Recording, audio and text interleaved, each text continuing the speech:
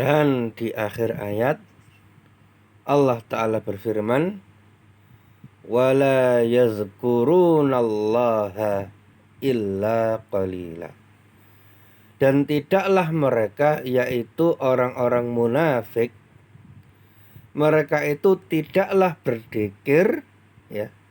Mereka tidaklah berzikir kepada Allah kecuali sedikit sekali. Jadi kalau orang-orang beriman itu berzikir, maka orang-orang munafik juga zikir. Tetapi zikirnya seorang muslim dengan orang munafik itu berbeda. Kalau orang yang beriman banyak zikirnya, sedangkan orang munafik sedikit sekali zikirnya.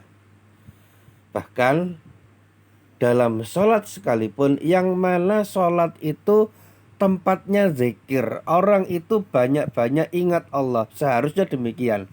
Tapi orang-orang munafik dalam sholat sekalipun, mereka sedikit sekali untuk ingat Allah.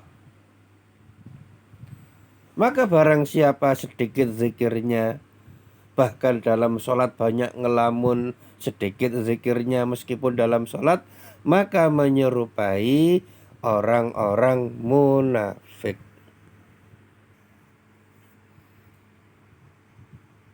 Maka agar tidak menyerupai orang-orang munafik, agar diri kita tidak terjangkiti sifat kemunafikan, maka di antara resepnya adalah banyak-banyak zikir, zikir yang banyak sebanyak-banyaknya.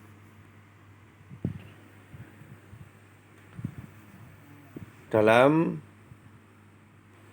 Sahih Tirmidzi disebutkan, ya, tentang sabda Rasulullah SAW, la yazalu lisanuka ratban min zikrillah. Hendaklah lisanmu selalu basah karena zikir kepada Allah Subhanahu wa Ta'ala. Maka Rasulullah berikan resep kepada seorang sahabat untuk banyak-banyak zikir.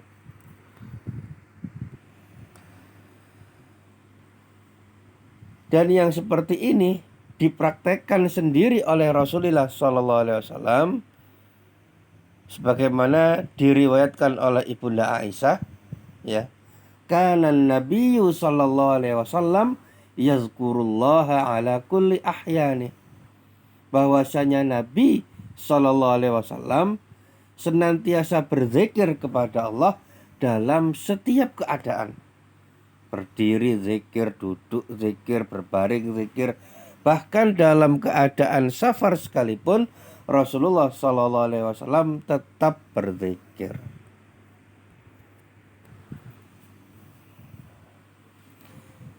Dan zikir itu amalan yang ringan, ya, secara fisik. Maka zikir itu amalan yang ringan, tidak butuh modal, hanya butuh lisan yang digerakkan, kemudian difahami dan diyakini dalam hati. Namun pahalanya besar dan bisa dilakukan sambil masak, bisa dilakukan sambil nyapu dan lain sebagainya. Ketika berkendara juga bisa berzikir, karena memang zikir itu secara fisik adalah amalan yang ringan. Namun kalau seseorang itu ada kemunafikan dalam hatinya, maka amalan yang ringan ini pun mereka tinggalkan. Mereka jarang zikir, padahal pahalanya amat sangat besar. Demikian, semoga Allah Subhanahu wa Ta'ala menjadikan kita orang-orang yang beriman, dan semoga Allah menjauhkan kita sejauh-jauhnya dari sifat kemunafikan, dan semoga Allah tutup hidup kita dengan husnul khotimah. Saya mohon maaf kalau ada kekurangan.